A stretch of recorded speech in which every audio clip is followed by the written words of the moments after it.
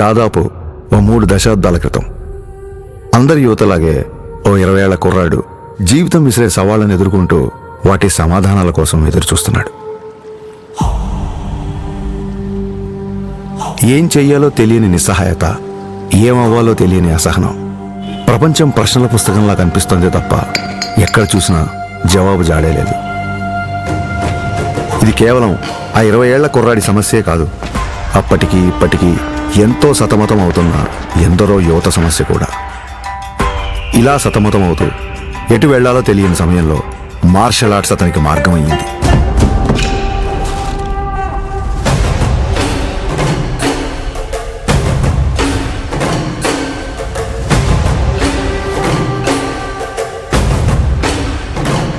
Martial arts అంటే చాలామంది అనుకున్నట్టు అవతల వాళ్ళని కొట్టడమో పడగొట్టడమో కాదు.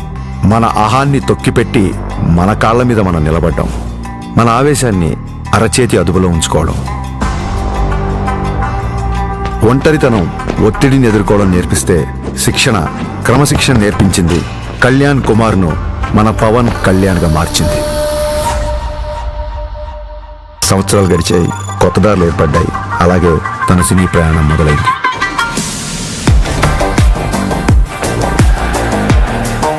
తను నేర్చుకున్న కళకు శిక్షణ తోడయ్యేసరికి అది తెర మీద నిజంలాగే కనిపించింది.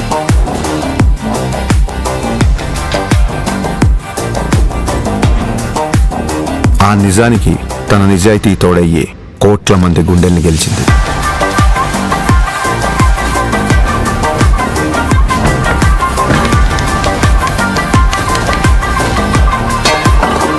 ప్రయత్నంలో లోపం లేకపోవడంతో ఫలితానికి సంబంధం లేకుండా ఎంతో మంది అభిమానుల్ని ఆయన దగ్గరికి చేర్చింది.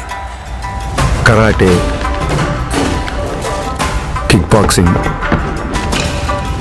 ఎస్క్రిమా, ఇలా మార్షల్ ఆర్ట్ ఏదైనా అదే డిసిప్లిన్, అదే క్రమశిక్షణ.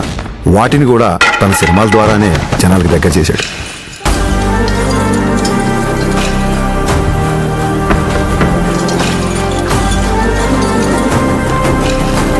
సినిమాల్లో చూపించే స్టంట్లు, ఫైట్లు జనరంజకంగా, ఆకర్షణీయంగా ఉంటాయని మనందరికీ తెలుసు. కానీ కళ్యాణ్ గారి సినిమాల్లోకి వచ్చిన తర్వాత ఆ యుద్ధ కళల్లో, ఆ ఫైట్స్లో, ఆ స్టంట్స్లో ఒక హానెస్టీ, ఒక నిజాయితీ, ఒక క్రమశిక్షణ, ఒక నిబద్ధత కనిపించడంతో ఆ మార్షల్ ఆర్ట్స్ అనేవి జనాల్లోకి చాలా వేగంగా దూసుకెళ్ళాయి.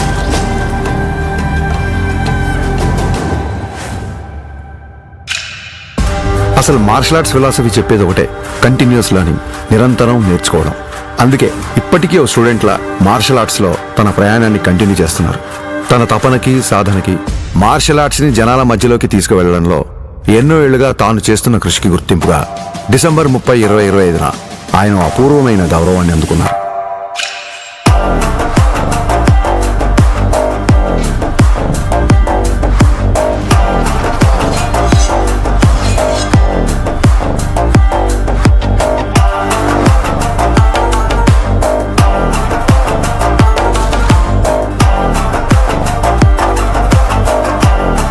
ఈ సత్కారానికి కారణమైన వారు భారతదేశంలో జపనీస్ మార్షల్ ఆర్ట్స్ కి దారి చూపించిన ప్రముఖ గురువు ప్రొఫెసర్ డాక్టర్ సిద్దికీ మహమూదీ గారు.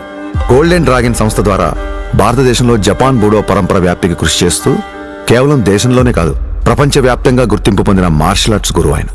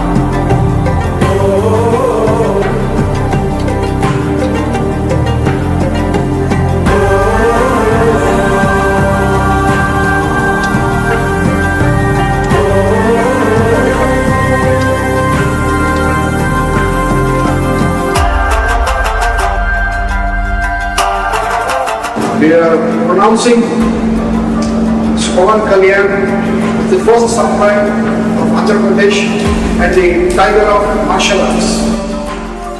గోల్డెన్ డ్రాగన్ సంస్థ నుంచి టైగర్ ఆఫ్ మార్షల్ ఆర్ట్స్ అనే బిరుదును అందిస్తూ ఆయన్ని ప్రకటించారు.